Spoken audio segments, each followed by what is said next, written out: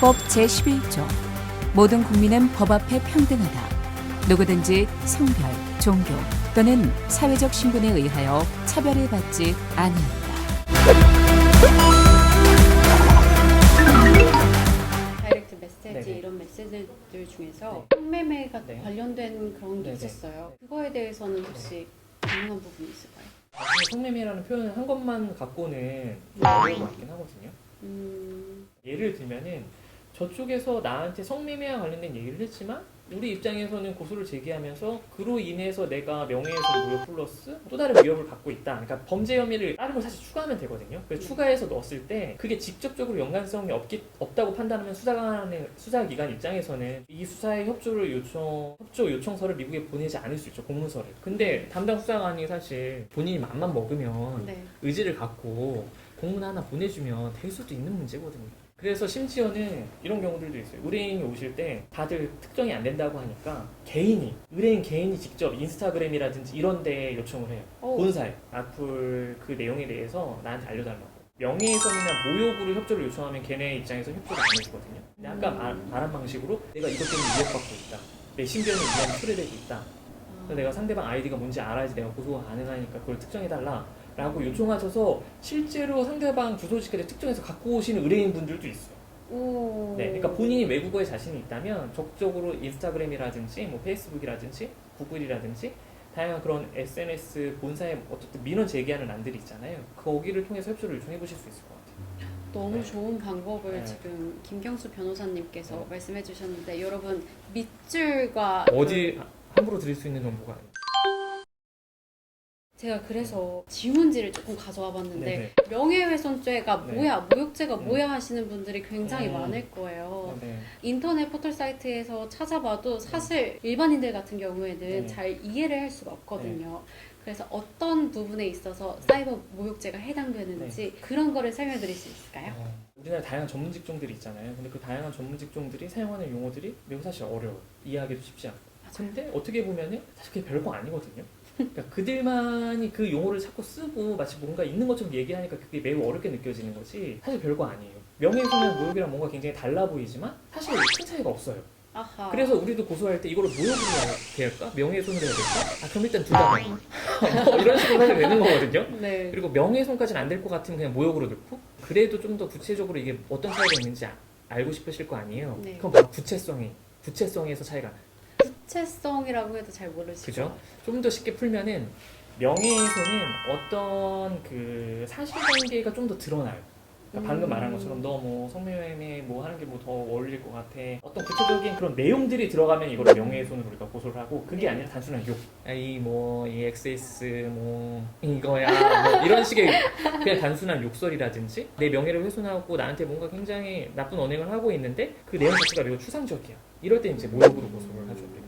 아하. 그러니까 이게 구체적이냐 추상적이냐에 따라서 구분된다고 생각하시면 될 것 같아요. 쉽게. 그리고 이도 저도 아니고 난 정확히 모르겠다. 그럼 이제 둘 다 그냥 고소하세요. 그러면 이제 수사기관에서 알아서 본인들이 판단해 줄 거예요. 정리해보자면 그 사이버 모욕죄나 네. 이런 거는 구체적으로 너의 얼굴은 어떻게 생겼어? 아니면 성매매가 더 잘 어울려? 뭐 맞아요. 이렇게 하는 게 사이버 명예훼손죄고 네. 너 뭐뭐뭐야? 라고 네. 하면은 구체적이지 않다, 네. 좀 추상적이다 네. 할 때 모욕죄. 네, 맞아요. 좀 더 구체적으로 들어가면 이제 적용 법규가 달라요. 그러니까 아하. 일반 형법에도 명예훼손과 모욕을 처벌하는 규정이 있지만 사이버 명예훼손죄, 그러니까 사이버상에서 이루어지는 명예훼손과 관련해서는 아예 특별법이 별도로 규정되어 있어요. 그래서 사이버가 아닌 이렇게 대외적인 장소에서도 밖에서도 외부에서도 명예훼손 행위가 이루어질 수 있잖아요.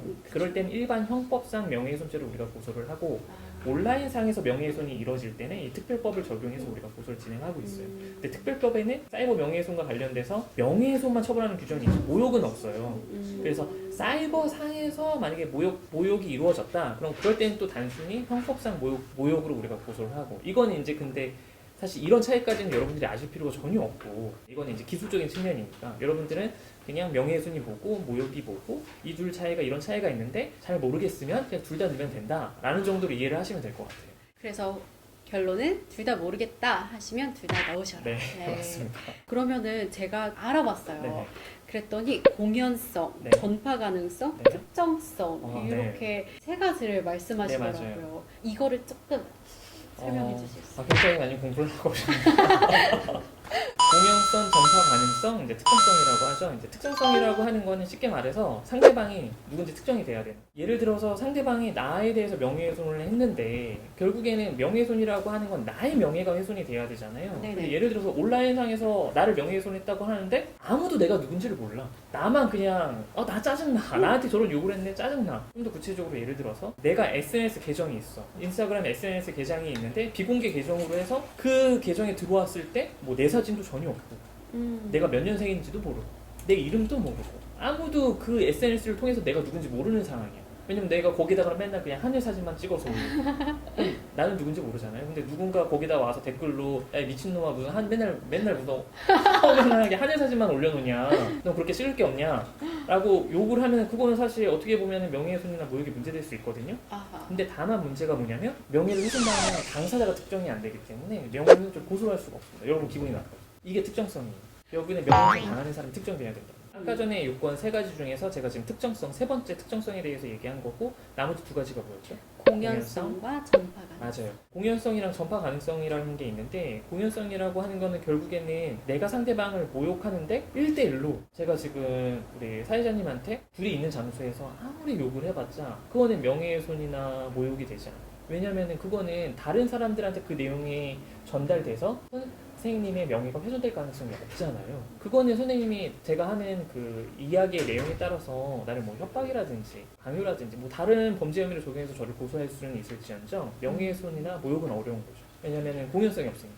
이 공연성 불특정 다수에게 전파될 가능성이라고 해서 이 공연성과 전파성을 같이 이제 판단을 하거든요. 네. 네, 그러니까 제3자에게 누군가에 알릴 가능성이 있어야 돼요. 다만 제가 사회자님에 대한 명예훼손의 내용을 사회자님이 아닌 우리 PD님한테 얘기했어요. 1대1로. 근데 이건 어쨌든 당사자가 아닌 제3자한테 얘기하는 거잖아요. 네. 근데 불특정 다수가 아닌 PD님 개인한테 얘기를 했다 하더라도 PD님이 다른 사람한테 얘기를 함으로 인해서 이게 전파될 가능성이 있잖아요. 네. 그럼 우리 판례는 이때는 공연성과 전파 가능성을 인정을 해요. 아.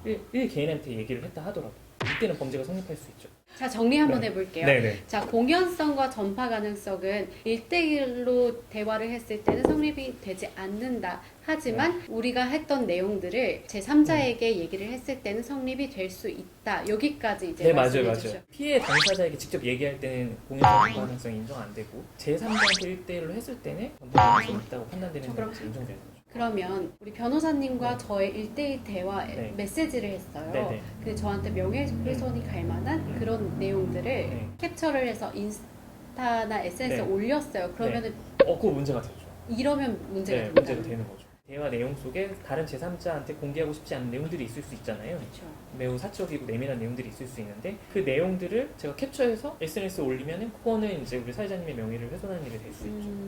네, 왜냐면 SNS라는 것 자체가 그거는 올리는 순간 공연성 인정되는 공간인 거거든요. 예를 들어서 제가 SNS 비공개로 해놓고 나 혼자만 보려고 올리면은 그건 문제가 안 되죠. 아, 네. 근데 공개 계정일 때 이제 문제가 되는 거예요. 그것을 캡처를 해서 많지도 않아요. 음. 3명이 있는 음. 단톡방에 올렸어요. 네. 이렇게 돼도 문제가 되는 건가요? 문제가 되죠. 일반인들이 네. 모르시는 것들이 네. 지금 여기서 나온 것 같은데 이게 단톡방으로 가도 이게 문제가 될 수 있다는 점 아셨으면 좋겠어요. 네, 우리 맞습니다. 독자분들. 네. 그리고 이제 하나 주의해야 할 점은 이 공연성과 전파 가능성이 인정 안 되는 경우들이 있어요. 예를 들어서 단톡방에서 이제 2-3명 있는 단톡방이긴 한데 거기에다 내가 올렸는데 인정이 안 되는 경우. 그 경우들은 어떤 경우냐면 전달하긴 했는데 이 사람이 제3자한테 발설할 가능성이 없는 경우. 구체적으로 예를 들면 이런 경우 있을 수 있죠. 우리 사회자님이 결혼을 하신 분인데 바람을 폈어. 아하. 갑자기. 네. 네. 바람을 폈어. 이 바람을 핀 얘기를 제가 다른 사람 1개인한테 얘기를 하면은 그거는 명예훼손이 안 된다. 문제가 될 수 있죠. 문제가 네, 된다. 그건 문제가 될 수 된다. 있죠. 근데 제가 그 얘기를 우리 사회자님이 소속돼 있는 회사 징계를 담당하는 그 인사과가 있을 수 있잖아요. 네. 근데 그 바람을 폈던 사람이 회사 내에 있는 다른 사람이었던 거예요. 피해자가 너무 화가 나서 회사에 그 사실을 알린 거죠. 근데 회사에 알렸는데 사회자님의 지인 동료들한테 알린 게 아니라 회사 내에서 공식적인 절차와 루트가 있잖아요. 네. 보통 그런 것들 인사과에서 담당하겠죠. 네네. 내가 그 사실을 알린 거라면 그거는 명예훼손이 되잖아. 왜 안 되냐? 전파 가능성이 없다고 봅니다.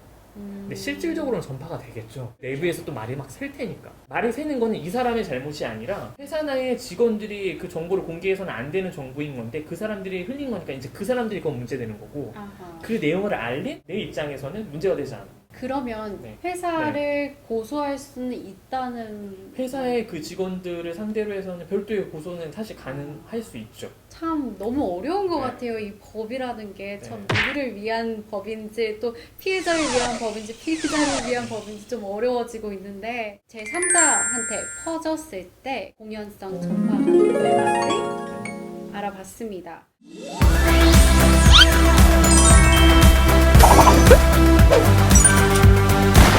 헌법 제11조 모든 국민은 법 앞에 평등하다. 누구든지 성별, 종교 또는 사회적 신분에 의하여 차별을 받지 아니한다.